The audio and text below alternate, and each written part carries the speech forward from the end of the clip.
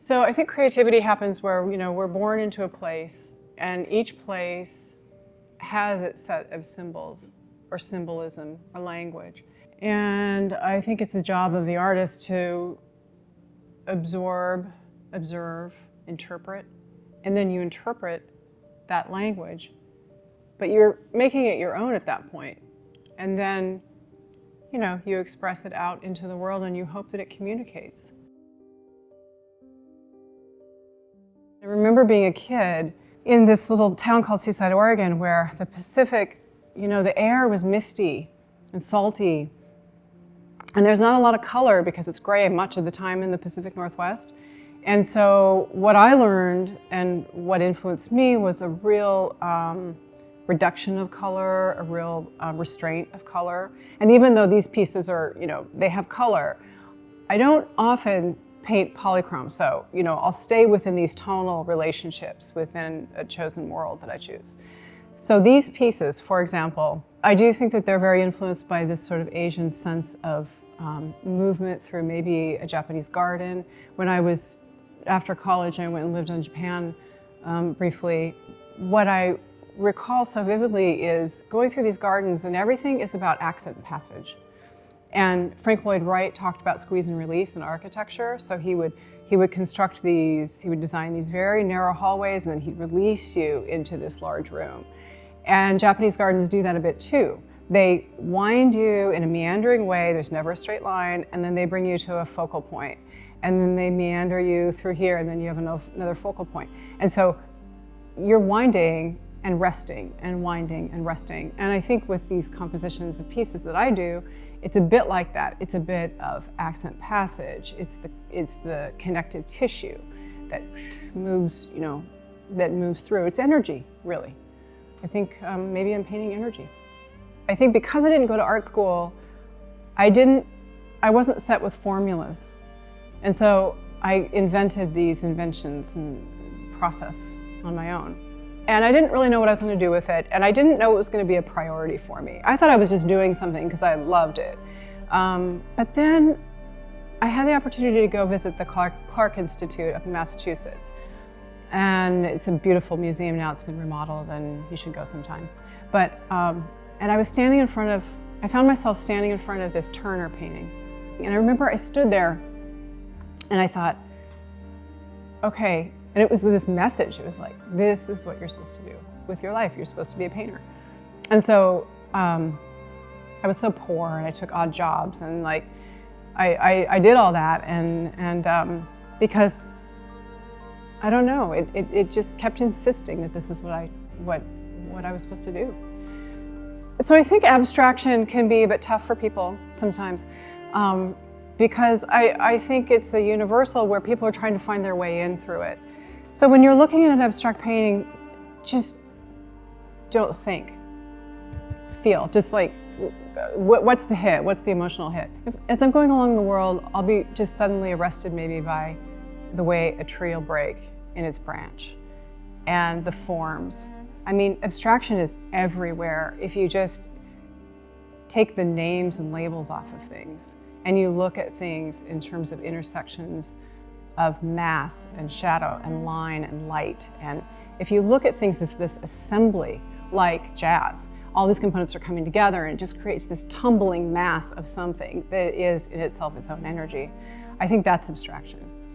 And so if you're inclined to be a painter or an artist or a creative of any sort, what I would suggest is pay attention to the things that excite you, because those are clues.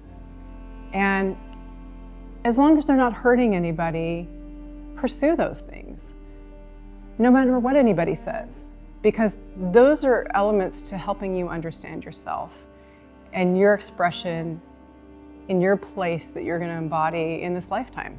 And I think the thing that's tricky about social media right now is, in terms of art, in making art, we are always becoming, particularly when you're young, you're building your foundations, right? And I always say you can't look good and get good at the same time. So just, just maybe ease up on the chasing likes.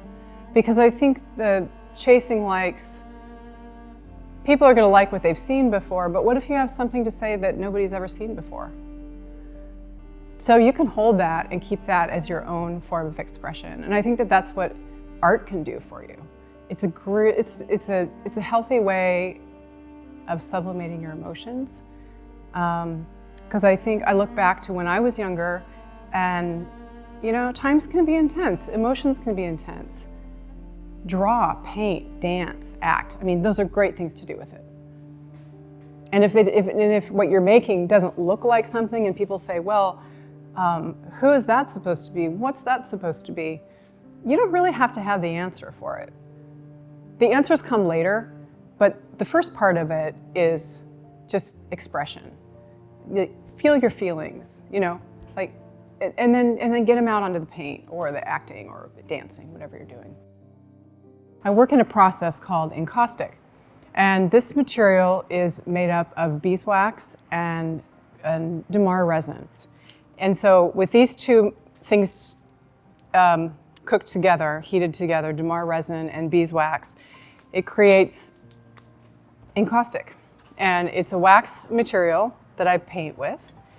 And so this is it in its liquid form. So I work with heated beeswax and these sheetrock knives, and then I work with these pigments here that are pigment blocks that are specifically designed for this process. And so instead of squirting tube oils out of a tube, I use these paint blocks, and then each color gets its own sort of tin like this. So this is my hot wax station right here, and then this is my cold wax station here. So I work with various mediums. I work with hot wax and cold wax. Cold wax has some solvents in it, so it's more of a paste form, and I go back and forth between the two depending on what kind of illusion I want to get. And so this is my cold wax station here, and in this I would use tube oils, tube pigments. So what you end up getting is this surface that looks a lot like marble, and it has this wonderful illusion of depth. Encaustic is a medium that dates back to the 4th century BC, Greco-Roman Egyptian times. And the Egyptians use it for mummy portraits. So I'm sure you've all studied mummies, but I think the part that they leave out are the portraits. They used a template sort of, and then they would customize the template for the deceased. And they would paint these portraits out of this material of encaustic. And there are some known examples of the earliest of these, and you can see them in the Metropolitan Museum if you're in New York City. And they're called the fan portraits, and they were discovered in the 1900s. And they're beautiful representations of the very first example of this material. And the thing about encaustic is it's an archival material, so meaning that over time, the pigment will stay in the same saturation as it was when they painted with it. So those fan portraits look exactly the way they did when they painted them. There's something archival about beeswax that when the pigment is suspended in beeswax, it stays archivally stable. When I was a little girl, at the age of 5, I sat down and I started playing the piano by ear, and so my mother got me into lessons, and so I've been a lifelong practitioner of classical piano. And to me, when I paint, I am trying to paint the place where music lives. And this material approximates that the best that I've been able to find. So I came upon it, relatively early in my career, and I've been doing it for a couple decades now. I just wanted to show you a couple examples of some other things that I've been doing. So, like this would be an example of my of a sketchbook, and it is working out. What I'm doing right now is I'm working out proportions and kind of placement of mass and composition for this diptych that I'm working on right now. And that diptych is about at the midpoint. So the kind of the general placement is done, and then I'll just keep working on the lights and darks of that. But here I'm kind of working on, so where does this land? Where am I going to find balance? Because I feel like with every painting, what we're after is balance. We are riding this wave of laying down one gesture, laying down the next gesture, and then following the last one's lead. And then in the end, sort of miraculously, this painting comes together, and you find that harmony.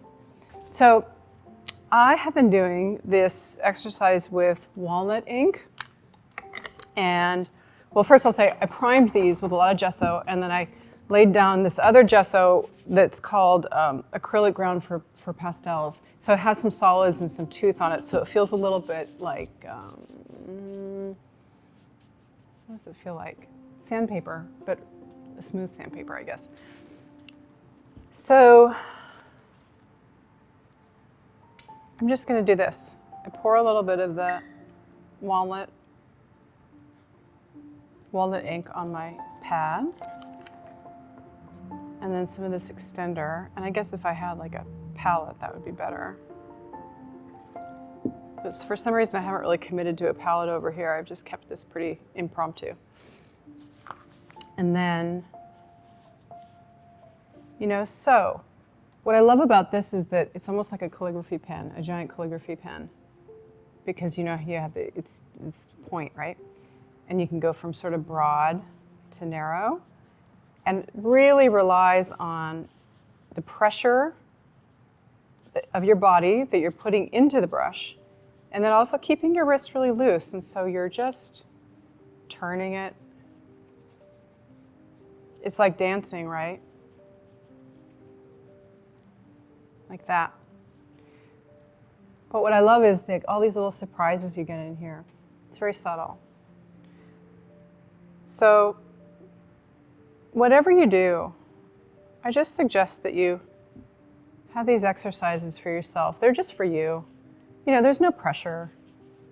Nobody's going to see these except for the whole school district right now. But they're really not about product, and they're not about telling a story, unless the story is just how I'm feeling in this moment, which, maybe this is a mood portrait.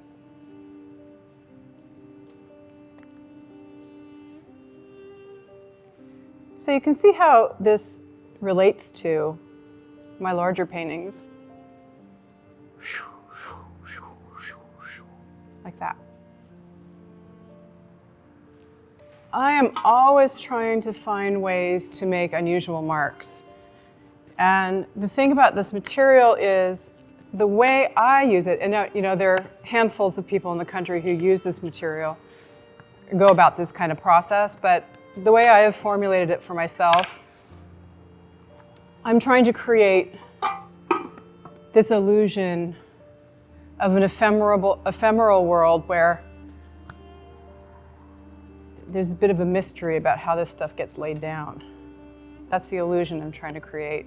I'm trying to create an illusion of this other place, not this secular place, but this other place where there's space and mist and things airborne.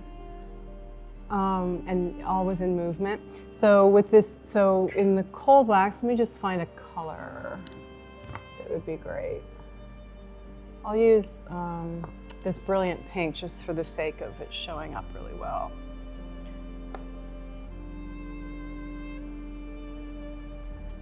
It doesn't take much pigment at all. And I'm going to use also a little bit of titanium white. And a little bit of Naples yellow.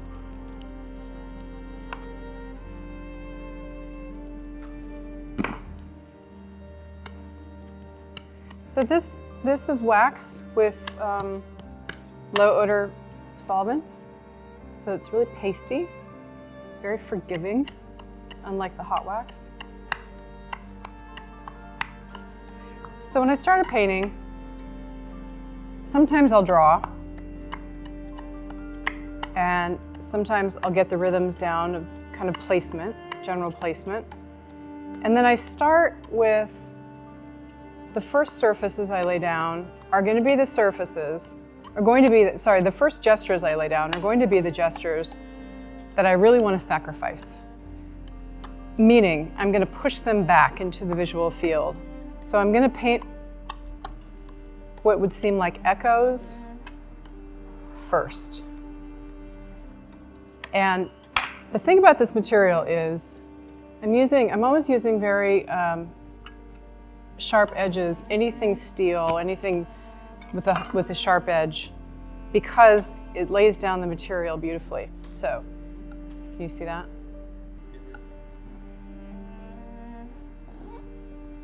So that's example, or I can use these silicone spatulas, which I love, and that creates a different kind of mark as well. And lately, I've been using baking spatulas that are also silicone, because then you can get these great kind of marks like this. But this is pretty rudimentary, of course. But I'm just showing you some basic fundamentals of how you can make mark making. What I immediately fell in love with in this place, and which you should all really appreciate, is the incredible light that you have. I mean, there are parts of the country where the sun just doesn't shine, and so it affects one's mood very differently, and it affects the way you see very differently. So when I moved down here, I found three things that artists are always chasing: space, light, and time. The pace here is very slow compared to other places, and that can be a huge gift because it gives you time. And the light, like I said, is really extraordinary. So you can see shadows cast from objects. I mean, it might seem like a really simple thing, but in the north, often you can't see the shadows cast from objects because it's cloudy. And it's a town that really values human relationship, and they're very supportive of one another. So you're all lucky to be from here.